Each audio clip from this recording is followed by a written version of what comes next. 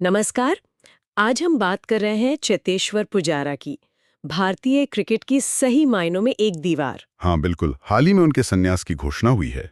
आज इसी पर थोड़ी गहराई से बात करेंगे। जरूर। मतलब हमारा मकसद है पुजारा के इस 13 साल से भी ज्यादा लंबे सफर को समझना। तो ये वाकई भारतीय क्रिकेट के एक युग का अंत है। 103 टेस्ट मैच। जी, 103 टेस्ट और 37 साल की उम्र में उन्होंने सोशल मीडिया पर ही घोषणा की सारे फॉर्मेट से रिटायरमेंट की। तो चलिए इस शानदार सफर को थोड़ा और करीब से देखते हैं। शुरुआत कहाँ से करें? उनके करियर की शुरुआत से।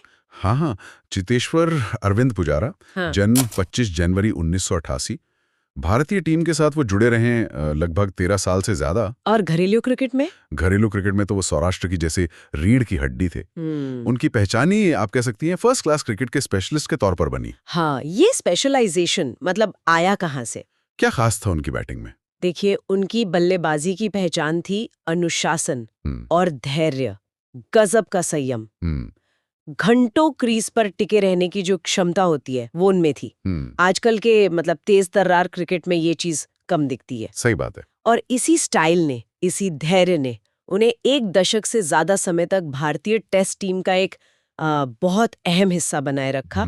और 100 से ज्यादा टेस्ट खेलना ये कोई छोटी बात नहीं है। बिल्कुल नहीं, ये उनकी लगन और फिटनेस भी दिखाता है। जी हाँ, उनका सफर शुरू हुआ था दिसंबर 2005 में सौराष्ट्र के लिए फर्स्ट क्लास डेब्यू से।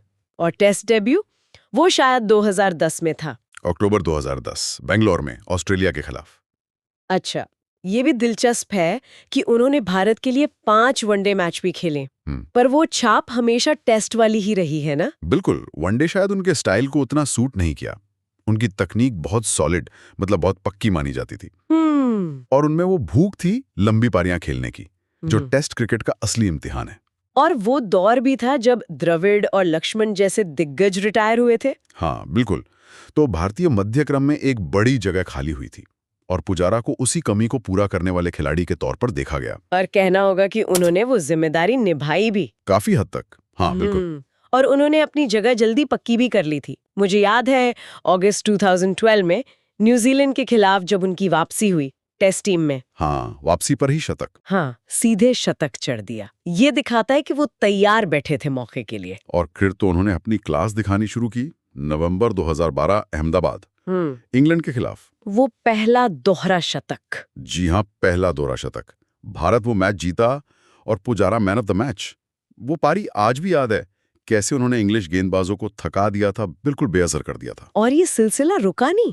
अगले ही साल मार्च 2013 में ऑस्ट्रेलिया के खिलाफ हैदराबाद में एक और दोहरा शतक। फिर से भारत जीता, फिर से Pujara man of the match. हाँ, सिर्फ 11 टेस्ट मैच और अपनी 18वीं टेस्ट पारी में ही उन्होंने 1000 टेस्ट रन पूरे कर लिए थे। अरे वाह! उस समय भारत के लिए सबसे तेज 1000 रन बनाने वाले बल्लेबाजों में से एक थे वो। ये तो कमाल है। बिल्कुल। और मतलब आते ही उन्होंने अपनी पकड़ बना ली। बिल्कुल, और इसी प्रदर्शन का नतीजा था कि 2013 में उन्हें आईसीसी का emerging cricketer of the year चुना गया। हाँ, ये तो बनता ही था। उनके शुरुआती साल वाकई जबरदस्त थे। और वो भारत के सिर्फ तीसरे और दुनिया के 9वें ऐसे बल्लेबाज हैं जिन्होंने एक टेस्ट मैच के सभी 5 दिन बल्लेबाजी की हो। अब आते हैं उस पहलू पर जिसने उन्हें सही मायनों में दीवार बनाया, खासकर ऑस्ट्रेलिया में उनका प्रदर्शन। हाँ, राहुल द्रविड़ के बाद अगर किसी को ये नाम मिला तो वो पुजारा थे। और ये तुलना सिर्फ डिफेंसिव खेलने की वजह से नहीं है, बल्कि इसलिए कि पुजारा की बैटिंग ऑस्ट्रेलिया की उन मुश्किल पिचों पर भारत के लिए जैसे एक वरदान साबित हुई।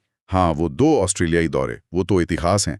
पहला 2018-19 बॉर्डर गावस्कर ट्रॉफी, ऑस्ट्रेलिया में भारत की पहली टेस्ट सीरीज जीत। जी, पहली बार। ये सपना सच होने जैसा था भारतीय फैंस के लिए। और उस सपने के हीरो कौन थे? चितेश्वर पुजारा। बिना किसी शक के आंकड़े देखिए, उस सीरीज के 4 टेस्ट मैच पुजारा ने बनाए 521 रन। 521। औसत था 74.42 का। ऑस्ट्रेलिया में जाकर 74 का औसत, अविश्वसनीय। हाँ, और इसमें 3 शतक शामिल थे। एडिलेड में 123 और फिर आया 2020-21 का ऑस्ट्रेलिया दौरा। आंकड़ों से कहीं ज्यादा उनकी पारियों का असर था।